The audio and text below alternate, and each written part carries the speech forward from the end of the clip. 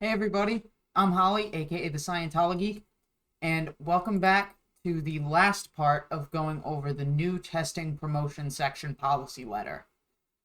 We don't have much to cover today, so it's going to be a relatively short video as compared to the others. But once this is done, then I think after this one, we only have two other policies to cover when it comes to the OCA, and then we'll be completely done with the OCA series. So I don't remember if I'm going to be going to the unboxing or the data series after this. But then I'm going to be alternating between those two until one of them is done, which is probably going to be the unboxings first, because there's not too many left.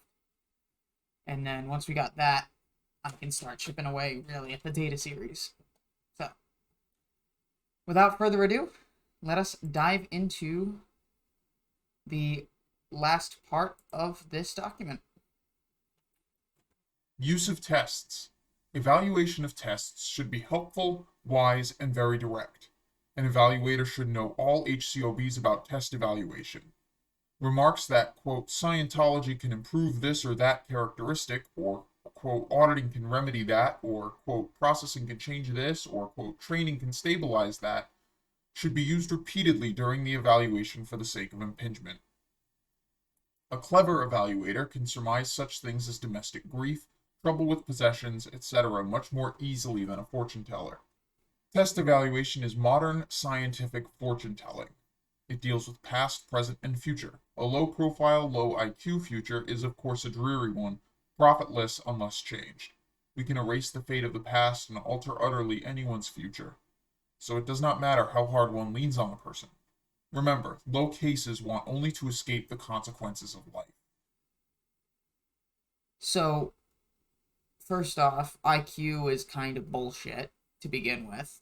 So they say test evaluation is modern scientific fortune telling, and first off, their OCA is far from scientific, far from modern, and most test evaluation doesn't reveal half the shit that Scientology says it can reveal through their own tests. So they're not only lying about the fact that they're scientific, lying about the fact that this test is modern. I don't think this is modern at all. And three, they're exaggerating what an evaluation can do. A poor or average test, or a thiety-weedy high test with no reality, shows a rough future full of disease and injury. Okay, disease is caused from viruses, bacteria, fungi, different types of pathogens. Disease isn't going to happen just because of the type of person that they are. Processing as of the past 6 months shows a very high shift of future in terms of high graph gains. As the person being interviewed cannot usually read tests, they have to be explained to him or her point by point. Test profile patterns that show low as a dangerous shaded area, mid ground as needing improvement, and a high area help people to understand. Anyone doing evaluation should have a book of profiles made up from high-low tests showing what Scientology can do. Plastic envelope books of the right size for this can be bought in most photo stores. The facing page to the profile shown should carry some facts about the persons whose graph appears. All names should be blacked out. Now, this was something that was bugging me. The fact that they have a thing that says certain personalities are better than others. There is no one optimum personality. And the fact that they do this test multiple times throughout your time in Scientology to check how well you're progressing up the bridge shows that the only, quote, optimum personality that they think about is Hubbard. And so through Scientology, they want every single member to become another Hubbard. It's not helping a person be their best self. It's helping a person, not even helping a person, forcing a person to take on a specific personality and behavior that is completely different from their normal everyday activity. Test in charge is responsible for providing such result display books and display graphs or sheets of graphs for walls, all made up to be easily understood. The IQ factor, while it's in actuality improved by processing, is useless without Scientology training. It can be used to sell training. The professional aspect of training should be played down in selling. The practical application aspect of it should be played up while graph and IQ reading for the PC. Certain traits showing difficulty in handling people should be stressed as most easily remedied and kept remedied by academy training. So academy training is supposed to help handle people. It's supposed to help you learn to handle people, because if you're in the academy, you're learning to become an auditor and you're learning to audit and talk to help pre-clears. You're not helping, but that's what they say. Graphs showing the therapeutic value of training should be in the display book and on walls. DC has lots of these academy-only gains from 1956. Training then can be sold as therapeutic, but not in lieu of processing. Don't sell people training so they can be processed in the academy. Sell them training so they can hold their gains. So in this case, academy training is to help keep them. Basically, they're saying if you don't go through the academy, then your case is going to get worse. Your emotional state, your stability, and all that shit that Scientology tries to sell you. And if your state's bad, you're probably going to need some corrections or just a redoing of your original services. Not that David Miscavige isn't doing that now. He's been doing that a shit ton. HCO must be sure not only that the testing drill as outlined here is installed and by hat checks followed, but primarily that people are driven in against the test section in large numbers. This takes constant search by the HCO area secretary to find new groups, types, professions of people to drive in, with all literature written and furnished by HCO, or PRR, and the project carried off. The director PRR, of course, is relieved of no responsibility by HCO's action, but HCO should think in terms of tens of thousands of people and mercilessly thrust them at the test section and let PRR and HAZI cope from there. HCO must drive more in than anybody can handle. So apparently HCO is meant to get people to the test section so much that the freaking org probably has to expand, quote unquote. PRR has been known to get reasonable about numbers of PCs. HCO must never get reasonable. If HAZI has to buy a new building to cope, that's HAZI's problem, not HCO's. HCO moves people from homes, businesses, the public over in a test section. If the line jams, that's HAZI's trouble and HCO's scream. HAZI has little say about how HCO gets them there.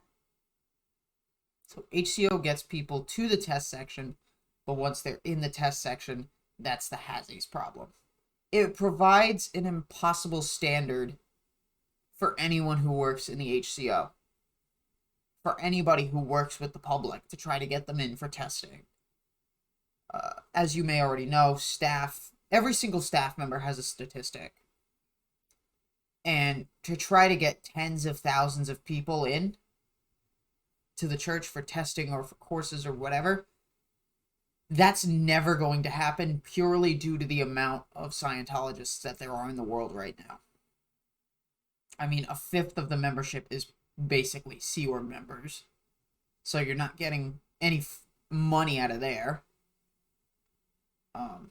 There's only about 25,000 total Scientologists worldwide, so imagine how many public you get per org. So if I quickly do the math here, so let's say you got 5,000 in the Sea Org, so you got 20,000 public over, I believe it was 170 orgs? 117 people per org.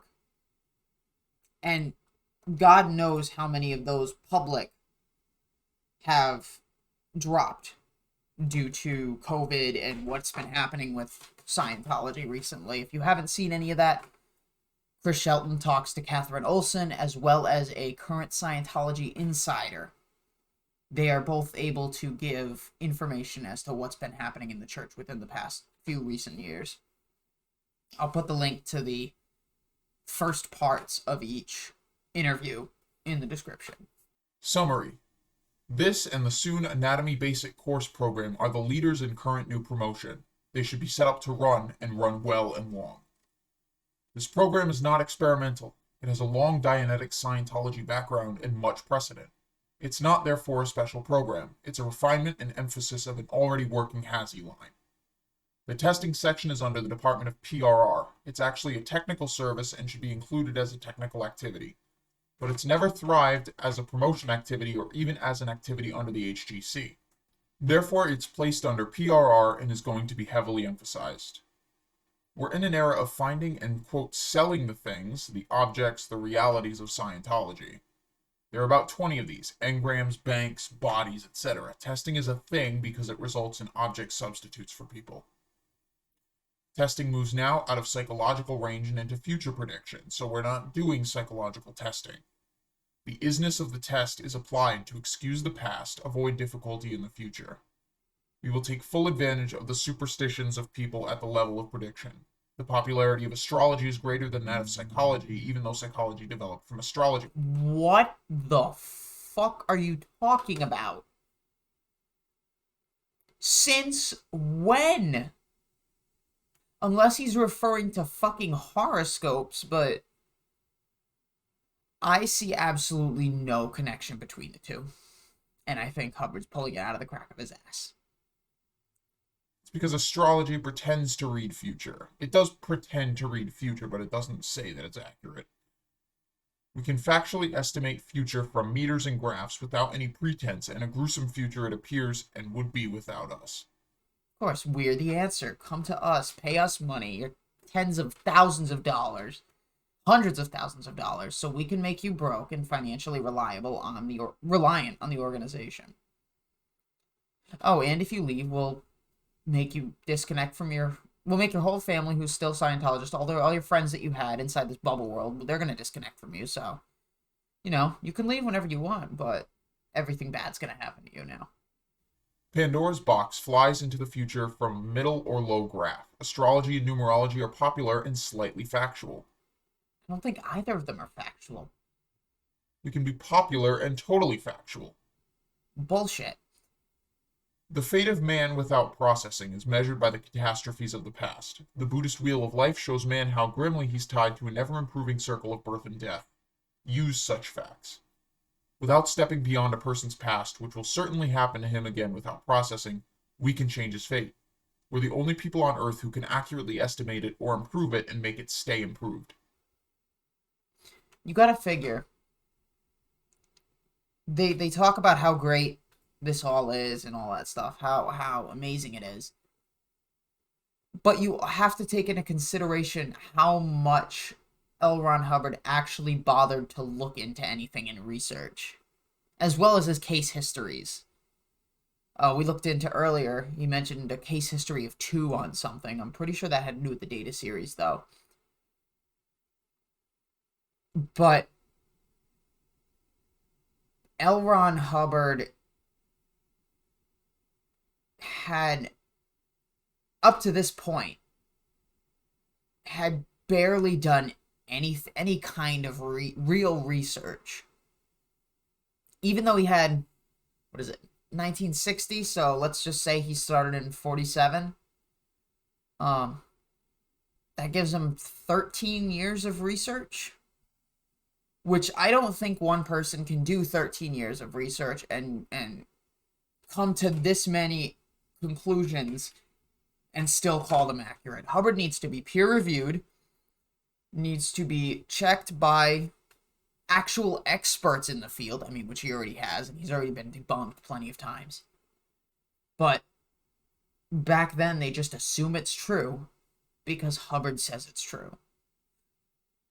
Or it's like, what is it? There was a slogan that they had. Not a slogan, a phrase that was common among Scientologists. Yeah, if it's true for you, it's true. Sorry about that. It doesn't mean that a person can just make shit up and then just say it's true. The whole point of that phrase was to tell Scientologists to observe and test and see if things are true. But because of that, even if something wasn't true, you can't change policy, you can't change tech. Otherwise, you're squirreling. So even if they realize something isn't true, they can't do shit about it, and they have to stay in the organization and act like everything's fine. It's fucking stupid. With accurate scientific tests and testing, No. we can swing all existing interest lines in fate and future our way. And Scientology is also the only game on Earth where everybody wins. No, most people lose. Thus, we're stepping out with the new test section and much skill and brightness needed on all our parts to make it work. Having demonstrably coped with the technical, I now move us up to high traffic volume. And you've never had high traffic volume. So I did want to take a look at the definition of a word, feedy weedy. Slang. It's from England, means sweetness and light, but they can't face mest or any outness. Cannot go deeper into the bank than a thought. Person with a terribly high OCA who is absolutely for the birds. The chart of human evaluation will tell you the truth. Alright, let's take a look at Theedy Weedy case. He operates in a totally psychotic way while being totally serene. The valence is all the way up at tone 40 and the PC's all the way down at -8.